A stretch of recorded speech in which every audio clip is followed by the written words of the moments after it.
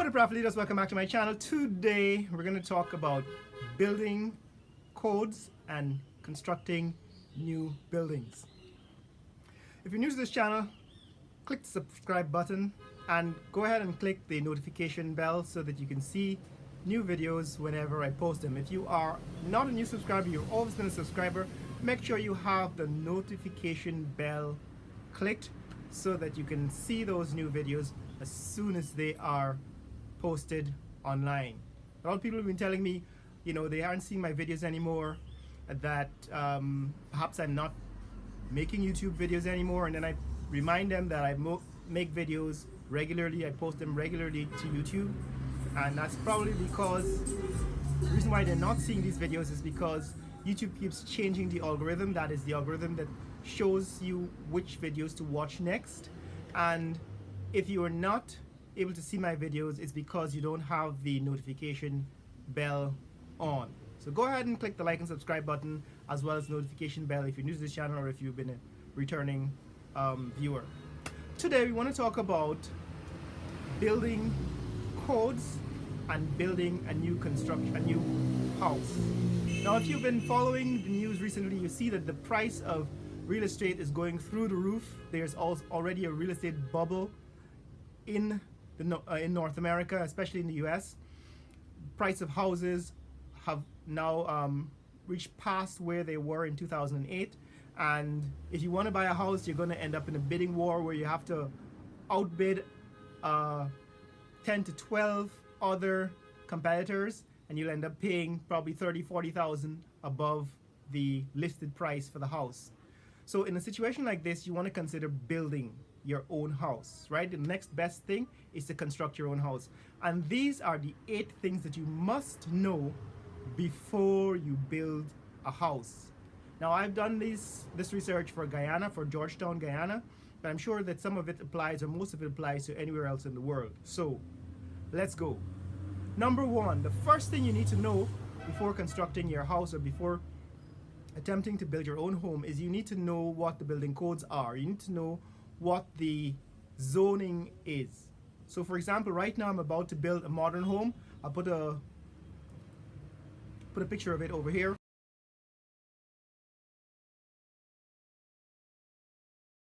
I'm about to build a modern home, and part of it is going to be business. So on one floor of it I'm going to have a business, and on the other floors I'm going to have living and storage and so on. So how do I know if I'm in the correct zone to build this house? I need to find the building codes, and the only way to do that in Guyana is 2. You need to visit the city engineers. So the next thing I did is I went over to the city engineers and had a chat with the building inspector, and this is the first thing they will ask you. Number 3, you need to have transport for the property that you wish to build on. In other words, you need to have the land, you need to know where the location is, and transport will provide information about the property boundaries, the dimensions of the property, and where it is located in relation to the corner, where it is located in relation to the streets. In other words, whether it's the first lot that is the first house in the lot, or whether it's a house behind the first house, and what are the dimensions of the plot of land that you're on. So that's number 3. You need to have a transport. Now you also need to have a transport because the building codes that you're seeking apply to the location of the property and the dimensions of the property.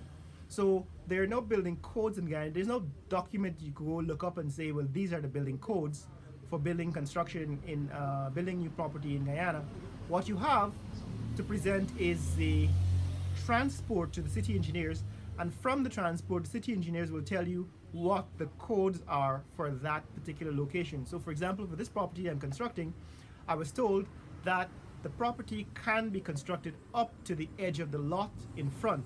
In other words, there is no setback required for the house at this location in the city. Now that is part of a building code, but you couldn't find that by looking it up in some book, right? You need to go to the city engineers, and the city engineer needs to look at the transport, and from the transport will determine whether that code applies to your property. So that, for example, is one of the things that you can learn from the transport and from the city engineer about the building code. So there's no way for you to get access to the building codes. The building codes will be told to you once you present your transport to the city engineers. Number 4, you need to have a soil test done. In other words, the city engineer will tell you whether you need to have a soil test done. The first thing the city engineer asked me is how many stories, how many floors of building I wish to construct. And the requirement is that if you're planning to build a building that is more than 3 stories tall, that is 4 or 5 or 6 stories tall, then you need to have a soil test done. That will require them to take soil samples from 1 or 2 or 3 locations, each at a cost of about 500,000 Guyana dollars. So that would cost you about $1.5 million, which approximately is about 7,000 US dollars, right? So $1.5 million to have soil tests done if you plan to construct a house that is over 3 stories tall. So that's number 4. Number 5 is you need to have plans or building plans. Now the building plans are going to tell the city engineer immediately whether you wish to construct a building that is over 3 stories tall, and that will immediately incur a cost of soil inspection. You also need to have a building plan to tell the city engineers the kind of building that you want to construct, whether it's a modern building, it's a traditional building, whether it's one of these historical buildings, you want to keep the heritage of the city. So a building plan, a plan for how you wish to proceed with your construction, will let the city engineers know. I'll give you a picture of the plan that I presented. This is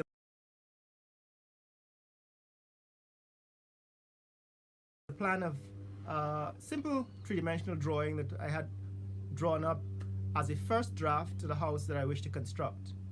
Number 6? Number 6 is then you need to have drawings, right? So drawings, construction drawings for the house, for each elevation, for each level, and detailed drawings for the materials that you want to use, how the house will be put together. Those details are going to be needed by the city engineers. In fact, they have their own draftsmen, and they would definitely like you to use their draftsmen, but you do need construction drawings to be presented to the city engineers, to be approved by the city engineers before you can proceed with the construction. Number 7 is you need a general, well, first of all, you need a surveyor. You need to have the property surveyed to verify that the land, the boundaries are in fact where they should be, right? You need to know where the fence is, who's responsible for the fence, and you need to know how far each face of the building is located from the boundaries. In my case, for example, there is an easement for a driveway for access to houses in the rear, and they need to know exactly where the property will be located, and they would like to preserve that driveway, and those details are going to have to be surveyed by a land surveyor, right? So this is entirely different from the soil survey that's done. Number 8 is you need to have a contractor, a general contractor, to oversee the construction of your building. And number 9, which it goes without saying as an extra, is you need financing. You need to line up your financing so that you know exactly how much it costs and how you're going to spend the money, and you need to have access to that finance before you begin constructing the building. You don't need all of the money at the beginning, but you do need enough to start. That is to pay for things like the soil survey, foundation, perhaps even demolition if you're going to need to remove a building before you put that up, and you need enough to get started. So there guys, those are the 8 or 9 things that you will need to know before you construct a new building. And because of the situation now, the rising price of houses, the housing bubble that is ongoing, inflating in the United States, it might make sense for you to look into constructing your own home because it might work out to be cheaper. You get to build exactly the design you want. You get to demand the quality that you want, and you get to invest your ideas, your personality into your property rather than competing for a property that everybody is bidding for. So that's it, guys. Those are the things you need to know before building in Guyana. If you're ready to build in Guyana and you can think of other things from your experience that you need to know before constructing, leave them in the comments below. Also in the comments below, tell me what your experience has been, whether it be in the States, in Canada, or anywhere else in the world, what your experience with constructing new homes have been, and share any experience or advice you have for new home builders anywhere in the world in the comments below. Remember to like and subscribe, share this video with friends and family around the world, click the notification bell so that you can be told whenever there's new videos posted on this channel. Remember, share this video with friends and family around the world. Let people know what's happening here in Georgetown, Guyana. Later!